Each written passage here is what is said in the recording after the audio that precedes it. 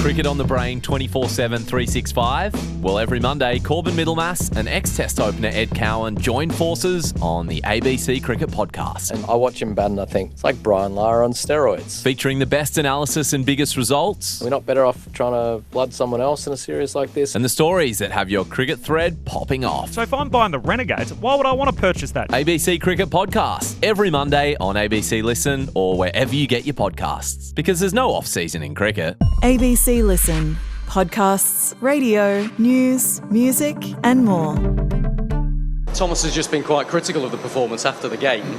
Does that show the standards that he expects, the standards you guys expect of each other, and maybe that there's more to come from the team? Maybe, but maybe he doesn't know what it's like to play in those kind of conditions against Erling Haaland, Odegaard. That was Jude Bellingham when asked why his manager, Thomas Tuchel, had not been exactly delighted with the performance from England. It was kind of odd to see the English star bristling, having just scored 2 goals to lead his nation to a World Cup semi-final.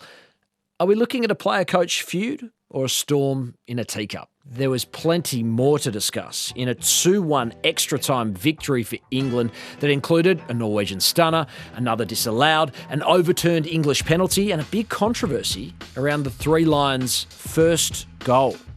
Oh, yeah. Almost forgot to mention that Lionel Messi and Argentina saw off Switzerland as they chase consecutive World Cup victories. I'm Patrick Stack.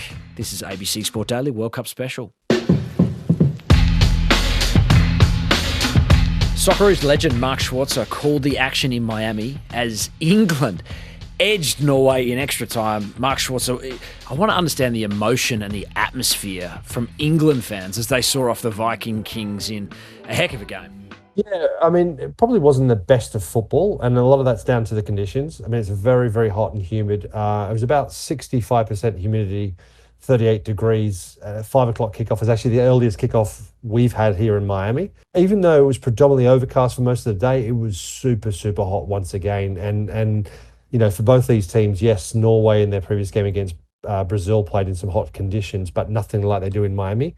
So I think it was very telling for both sides. I think that's why we saw, for large parts of it, a reasonably slower tempo, measured, pacing themselves, the players. And also as the game went on, we saw players going down with cramps, which I think definitely affected a lot of the players.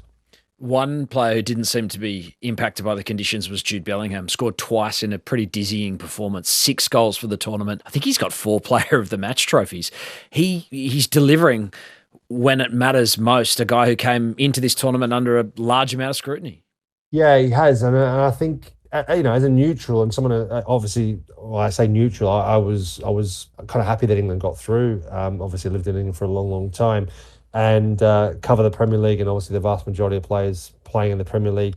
So I feel that the criticism and the way in which Thomas Tuchel dealt with Jude Bellingham prior to the World Cup, I think has paid dividends. I think Jude Bellingham's a different player now. He's a different personality. He's someone that previously, and I hate this as an ex-player and as when I used to play, that teammates would throw their arms up in the air and try and make it obvious that someone's made a mistake or haven't passed them the ball. And I think that's really, really selfish individual kind of behaviour. And I think that's something that at times Jude Bellingham is probably guilty of or had been in the past. Now it's completely out of his game. Now he's a player that you just think he's actually changed his game a little bit. I think he's more measured in his approach to the game. I think he's more conservative in terms of, or certainly more selective in his work that he does. And I'm not saying that he doesn't work hard, because he works incredibly hard. I just think he's more efficient now as well. And he's playing in that kind of number 10 role, which really, really suits him. He's a real threat. We saw it with Real Madrid when he played in that role regularly, that he's a huge, huge threat. And his game overall has improved. And what he's done is he's stepped up. He stepped up at the World Cup for England. He's been outstanding. No surprise that he's won so many Man of the Match awards, because he has been one of their best players, if not their best player in this whole tournament so far. Today, there were 2 moments of, well, certainly the first one was a bit of moments of, certainly excellent, maybe not brilliance, but excellence. Here's Gordon. That was well done. Into Jude Bellingham. Bellingham with the equaliser. Cometh the hour, cometh England's number 10 yet again. Touch, making space, and then smash across the face of the goal to score, to make it 1-1. And of course, scored like a poacher's goal. But it's that intent to get in the box, make a difference, be a goal threat all the time, and that's what paid dividends in certainly scoring the second goal, which ultimately was a winner for England. England's into a World Cup semi-final, but the manager, Thomas Tuchel, was far from satisfied. In a moment of euphoria, he was actually kind of scathing of his side's performance, giving his on-pitch interview to ITV. We made life very, very difficult for ourselves today. The result is fantastic. We're in the last four. It's amazing, but not happy with the performance. Bellingham didn't appreciate that either when it was sort of put to him, and he said it once on the pitch, and he doubled down again in the mix zone. So, you know, he had time to cool off and reconsider his answer, and he delivered it with it was pointed, I would say. You know, I think we've tried to create a positive environment. We should continue that going into the final four. I can't speak highly enough for the lads. You're not going to win every game popping the ball and making 1,000 passes. Sometimes you have to win dirty, and we've done that again tonight. Is that division, or is it tempers flaring after an anxiety-filled clash in the heat? Am I reading too much in this? Is it a storm in the teacup? Is it actually rather significant as we head towards the semi-final? Look, I think there's a combination of everything. Look, I think Thomas Tuchel, was obviously emotional and also feeling the pressure, and was obviously there was a release in terms of they've qualified for the semi-final, which is a huge accomplishment. It was a tricky encounter against a difficult opponent. And on paper, yes, England should be beating Norway, and I think they should be beating them. I mean, I'm not saying getting carried away, but they should be beating them by a better margin, and they should be playing better football. And Jude Bellingham's also right. The conditions, playing in those conditions, are really, really tough. We've seen so many teams struggle. We've seen Argentina struggle in the conditions here in Miami. So the actual performance itself, I'm not surprised by. And I said it before the game that I felt leading up to the game, it was going to be a really tricky game for both teams because of the humidity, because of the heat. And I think for Tuchel, it's making sure the players are not getting too carried away with the result. It's a fantastic accomplishment getting to the semi-finals, but it's not enough for England. It's not enough for Thomas Tuchel. So he's challenging his players. He's putting them under pressure. I'm impressed with the shift that they put in, the effort, team spirit, the belief, and to overcome adversity, and to dig in and find ways to win is on the absolutely highest level. They cannot get enough praise for that. But I'm also a football coach, and I think we can play better. He wants them to know that he's not happy with the performance. And what better way to do it is when you've won a game, right? You can still be very, very disappointed with certain performances, but he never questioned their attitude, never questioned their desire and their mentality. It was more about the performance itself. They let themselves down in terms of that. But I think there's a big kind of a mark against it because of the conditions. They do need to be better in the next round. And I think that was more his message. I think he was more sort of directing it towards it's not good enough for what we want to accomplish. And he knows there are far, far big challenges ahead. Argentina now has obviously been decided. They're going to play Argentina in the semi-final. And the winner of that will take on either France or Spain. And whoever that is, they're going to have to play a lot better than what they've played already. And certainly if England get through to the final and they beat Argentina, first and foremost, they have to beat Argentina, and the way they do it is by playing far better than what they did against Norway. Fortunately for them, they're going to play in Atlanta, and Atlanta's got a closed roof. It's air-conditioned. It is an ideal playing condition. So that is going to be certainly playing into favour for England in terms of hopefully playing some better football. And they know that, and Thomas Tuchel knows that they're going to have to be vastly improved to have any chance against either Spain or France if they get through past Argentina. Another major talking point surrounded England's equalising goal from Bellingham. So the Norwegian keeper's goal kick hits the spider cam wire. It falls to the feet of Elliot Anderson, who plays Anthony Gordon forward, who picks apart the defence. Goal is scored. I mean, if Maradona gave us the hand of God, I don't know what this was, maybe the camera of Christ, divine intervention mark. But by the letter of the law, it should have been a drop ball, not play on. The ball actually is touched by the cable attached to the cable camera above the stadium, drops down very quickly, you can see. It comes back very quickly to England. 2 passes later, it goes to Jude Bellingham and in the back of the net. Now afterwards, Ståle Solbakken, the manager of Norway, not happy with the referee. Goalkeeper, of course, as well, who's pointing up and saying it touched the cable on that cable camera. The manager of Norway pointing as well. FIFA is adamant that, according to its ball chip data, it did not strike the wire. The Norwegian manager was, clear in what he believed to have seen? I can't say anything about that because FIFA, if there's been no sound or there has been no in the chip, what can I say against that? But the ball drops down straight from heaven, says everyone, including Örjan, who is the goalie, including the guy who's going to receive the ball. Is this a scandal or is this not so much of a big deal? It's certainly a talking point. I mean, I called the game, like you said. We didn't notice it. I can tell you that honestly, we did not notice anything other than Nyland complaining about the goal. We didn't understand why once a goal was scored, and also afterwards at halftime when the Norwegian manager went on the pitch to complain to the referee, we had absolutely no idea why he was. We didn't see it on our replays. We've got a small monitor, so I mean it's difficult to see it. And the referee didn't see it. A lot of the players, I don't think, saw it. So yeah, look, I mean, if I say it didn't happen, what can I say? I mean, the game continued. England scored. Still had a bit to do to be able to go up and score. But I can also, if it were the case that it did hit the wire, I feel for Norway in this instance. Erling Haaland, he had a tricky day. He was stifled. I think he had the fewest touches of anyone on the pitch. His goalkeeper, Nyland, had double the amount of touches that Erling Haaland had. Ultimately, he was subbed before full time. Maybe the biggest contribution he had was the moments where Norway looked to have gone ahead in the second half off a corner, but the goal was pulled back as Erling Haaland was ruled to have manhandled Anderson. Big moment in the game, this. Which way will it go? After review, number 9 of Norway pushed deliberately the defender before Free the kick ball was in play. For the foul by Haaland on Anderson. Corner retaken. Erling Haaland, we didn't quite see the sort of star that we've seen throughout the tournament today, did we?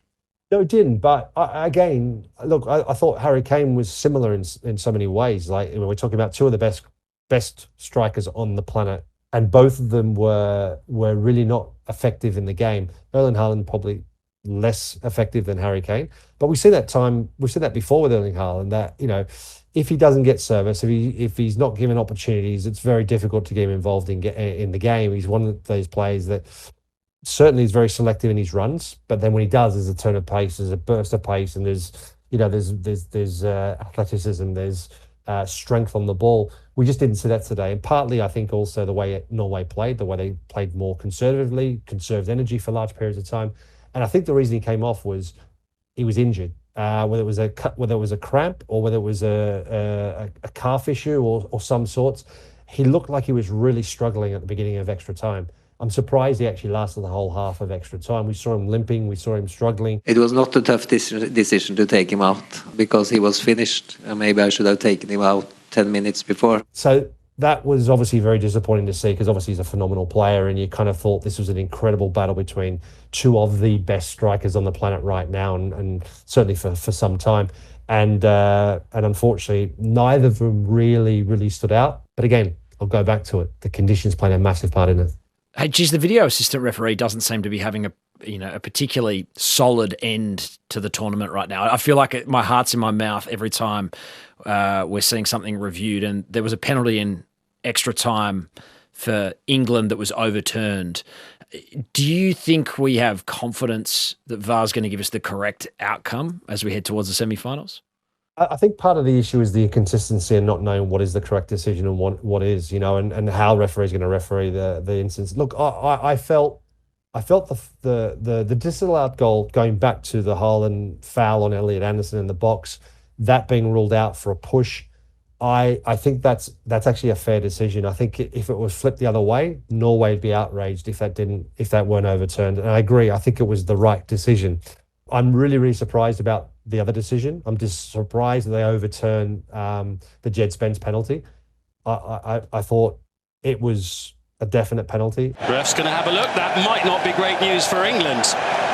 After review, the attacker put his leg in front of the defender without any foul. So final decisions, no foul. I thought that, yes, he may have changed. I don't think he even altered his line. If he did because he looked like he was trying to get behind the ball to actually get a shot off on goal. And by doing so, they claim that he stepped into the defender and not the other way around. Look, I think his foot was on the ground. He was in the position in front of the defender. The defender then clatters into him. So I think the referee gives the penalty. It should have stood. But that's the question, the interpretation. The interpretation and the reasoning for not allowing it was the referee saying that the attacker in Jed Spence, in this instance, stepped across into the defender, and that's why the foul occurred.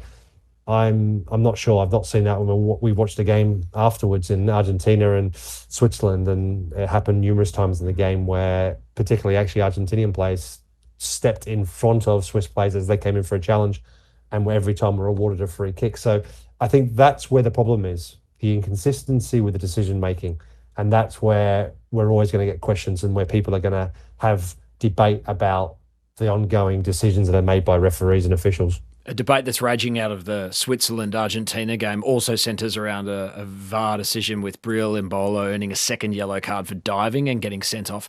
I know some people were arguing this was an incorrect use of the video assistant referee.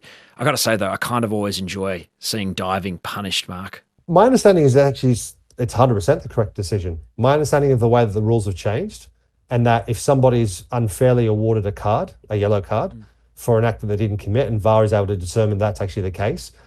Once the yellow card is issued, if it's unfairly given, meaning mistaken identity, so to speak, or misinterpreted of actually who committed the foul, the right decision is to overturn it and actually, in fact, give it to the perpetrator. And in this instance, it was a clear dive. I mean, the guy's on a yellow card, he's dived.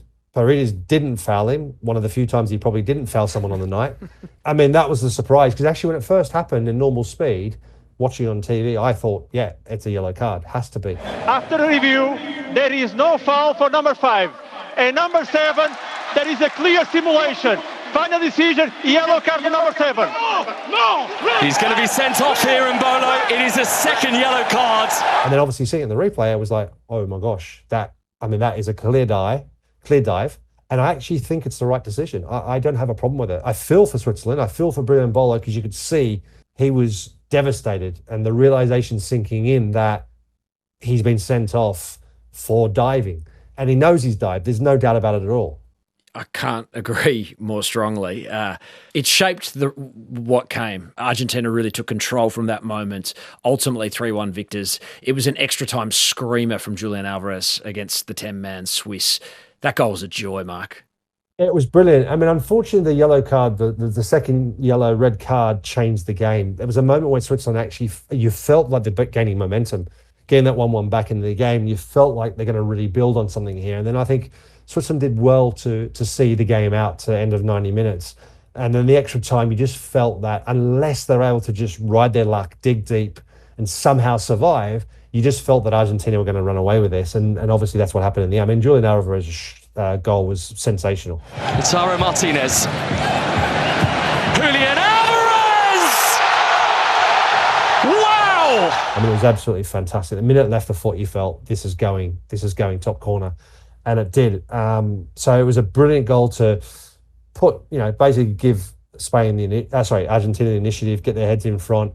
And then from that point onwards, it was always going to be a struggle for Switzerland. We'd been down to 10 men, trying to push numbers forward, then going to get completely caught out at the back. And then there's no surprise that obviously Argentina then finish him off with Martinez finishing, making it 3-1. It was, again, not the best football being played, but I think we've seen that time and time again at World Cups where these games, there's so much riding on it. There's so much at stake. And it's about just getting through each round. And Argentina at the moment just keep doing what they have to do to get past the next opposition. But they've got a very different challenge when they come up against England in the semi-final. Lionel Messi laid on the first goal for Alexis McAllister. He was otherwise somewhat quiet in regular time before looking more menacing as extra time wore on. Messi's corner, what a header that is! Alexis McAllister with precision. Do you get the sense, A, he has the petrol to keep it up at 39 years of age in the difficult conditions? I know that you were saying Atlanta, you would expect things to be a little bit easier, but still potentially two massive games to go for the 39-year-old. Yeah, no, there's no doubt the games that he's been playing is taking it out of him. I mean, there's not a lot of recovery time between now and the semi-final, and then after that, the final. So there is still two massive games to be played. Even if they don't win the semi-final, there's the bronze playoff. So there's a lot still at stake. Obviously for Argentina, it would be obviously devastating, as it would be for any team in the semi-final to miss out. But at 39, it's certainly difficult. Like I said, Atlanta, under roof, air-conditioned. We saw Argentina play Egypt in that game, and I actually felt, because Argentina played Cabo Verde the game before in the round of 32, and they just got past Cabo Verde and here in Miami, and I thought, right, going to Atlanta, they're going to be a different team. This is going to really suit Argentina to play really well.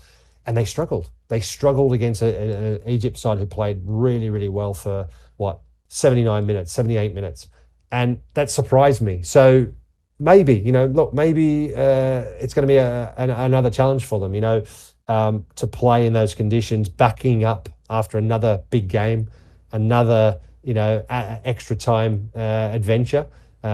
So, even though England have had the extra time as well in very, very tough conditions, I think it's going to be a really tough game again for both sides. So the Final Four is the literal top four in the FIFA rankings coming into this World Cup. Gianni Infantino would be a happy man right now. Who is going to be in the final, Mark? Oh, gosh, it's such a difficult one to call. I'll stick by what I said before the tournament. I believe that France are the ones that are going to win the World Cup. I think they're the best team that I've seen at this World Cup. And every obstacle that was thrown in front of them, they've either, the Paraguay was probably their biggest challenge in so many ways, in terms of the way they had to play football there, the way they had to adapt, and then deal with the tactics that Paraguay threw at them. And they came through that one. And I think that was their biggest hurdle and their biggest obstacle in the path. The way they disposed of Morocco, a side that was fancied by a lot of people to do well at this World Cup, which they did do well, but thought maybe they could go a bit further. France, didn't get knocked out of their stride. They dominated from start to finish. But Spain's a very good side, well organised, some really good players. They're difficult to break down. Obviously, don't concede many goals. But I just feel that France will have too much. Defensively, they're pretty solid, France, but they've also got so much more going forward than Spain. So I'm going to say France is in the final, and you know what, I really do fancy England. I do. I know there's so much at stake. There's so much rivalry between Argentina and England. It's a semi-final. I just think that Thomas Tuchel's got something extra with his squad, and the squad he's picked, the togetherness of them, and they're a different side. They're a team now that don't look like a pushover. They're a side that just find ways to win. I mean, one could argue the same thing about Argentina, which is very, very valid to say that as well. And of course, I'm going against Lionel Messi, one of the greatest players of all time. However, I'm still going to stick with my choice. I'm going to say it's a France-England final. It would be a belter. Hey, just one last one on the crowd. So you've covered the Argentinians. You've covered England today. How's that crowd going to look in Atlanta, and how fizzy is that going to be? Which side's going to be better supported? Well, it's going to be wild. I mean, I don't know how people are going to get tickets. Honestly, I don't know how they're going to work that one out. I mean, Argentina. Every game I've done with Argentina, they have just completely, probably 85 to 90% of people in the stadium have been Argentinian supporters whenever Argentina's played. I don't know if that's going to be the case in this next round at Atlanta. Look, English fans are renowned for finding tickets, getting their ways into games, and being there as well, and normally in their droves as well. So I'd like to think there's going to be a good mix. I hope there is. I'm sure England fans will be there in their numbers, massive amounts, as will the Argentinian fans. So it's going to be a very, very loud and I think emotional crowd, and an emotional event as well. So I'm looking forward to it. I'm loving the semi-finals. I'm loving this World Cup. It's been brilliant. Of course, there's football that at times probably hasn't been at the best at what we've seen the levels in 2022. However, I think the varieties of conditions have played their part. But overall, I think the tournament is as exciting as ever. Argentina, England, they've got history. France, Spain, they've got history. Someone's going to make history. Mark Schwarzer is going to join us after the Argentina-England game to break that down and cast ahead towards the final. Can't wait to unpack it all with you later in the week, Mark. Cheers, looking forward to it. Thanks to SBS, ITV and Fox Sports for the extra audio used in this episode.